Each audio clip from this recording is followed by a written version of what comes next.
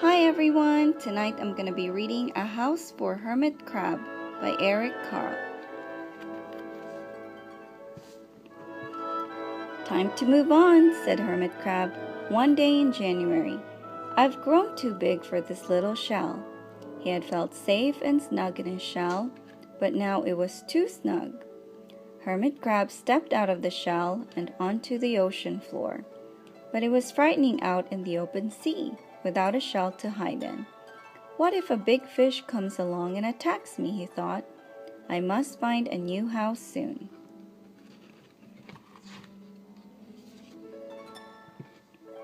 Early in February, Hermit Crab found just the house he was looking for. It was a big shell and strong. He moved right in, wiggling and waggling about inside it to see how it felt. It felt just right. But it looks so plain, thought Hermit Crab.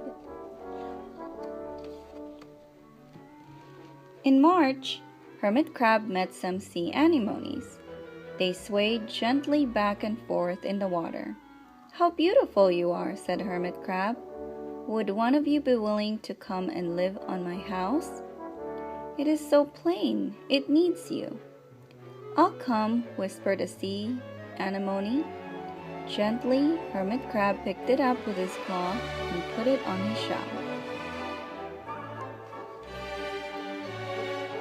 In April, Hermit Crab passed a flock of starfish, moving slowly along the seafloor. How handsome you are, said Hermit Crab. Would one of you be willing to decorate my house? I would, signaled a little sea star. Carefully, Hermit Crab picked it up with his claw and put it on his house.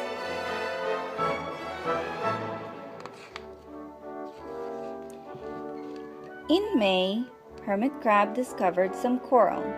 They were hard and didn't move. How pretty you are, said Hermit Crab. Would one of you be willing to help make my house more beautiful? I would, creaked a crusty coral. Gingerly, Hermit Crab picked it up with his claw and placed it on his shell. In June, Hermit Crab came to a group of snails crawling over a rock on the ocean floor. They grazed as they went, picking up algae and bits of debris and leaving a neat path behind them. How tidy and hard-working you are, said Hermit Crab. Would one of you be willing to come and help clean my house? I would, offered one of the snails. Happily, Hermit Crab picked it up with his claw and placed it on his shell. In July, Hermit Crab came upon several sea urchins. They had sharp, prickly needles. How fierce you look, said Hermit Crab.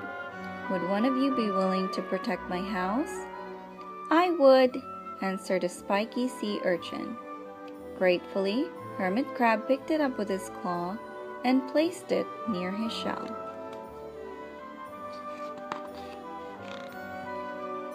In August, Hermit Crab and his friends wandered into a forest of seaweed. It's so dark here, thought Hermit Crab. How dim it is, murmured the sea anemone. How gloomy it is, whispered the starfish. How murky it is, complained the coral. I can't see, said the snail. It's like nighttime, cried the sea urchin. In September, Hermit Crab spotted a school of lanternfish darting through the dark water. How bright you are, said Hermit Crab. Would one of you be willing to light up our house? I would, replied one lanternfish, and it swam over the shell. In October, Hermit Crab approached a pile of smooth pebbles. How sturdy you are, said Hermit Crab. Would you mind if I rearranged you? Not at all, answered the pebbles. Hermit Crab picked them up one by one with his claw and built a wall around his shell. Now my house is perfect, cheered Hermit Crab.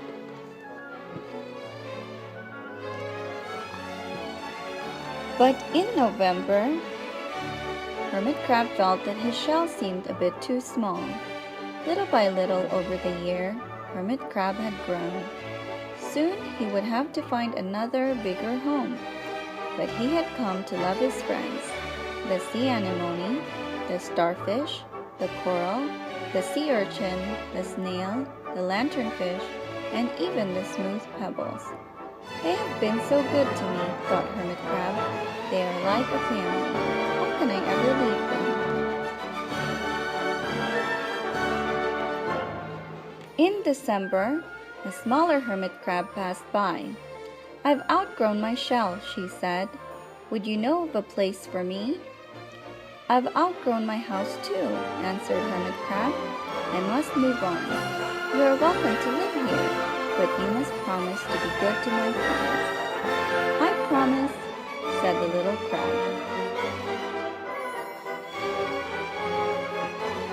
The following January, Hermit Crab stepped out and the little crab moved in.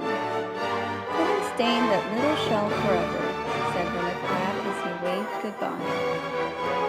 The ocean floor looked wider than he had remembered, but Hermit Crab wasn't afraid. Soon he spied the perfect house, a big empty shell. It looked, well, a bit plain. But sponges, he thought, barnacles, clownfish, sand dollars, electric eels. Oh, there are so many possibilities. I can't wait to get started. The end.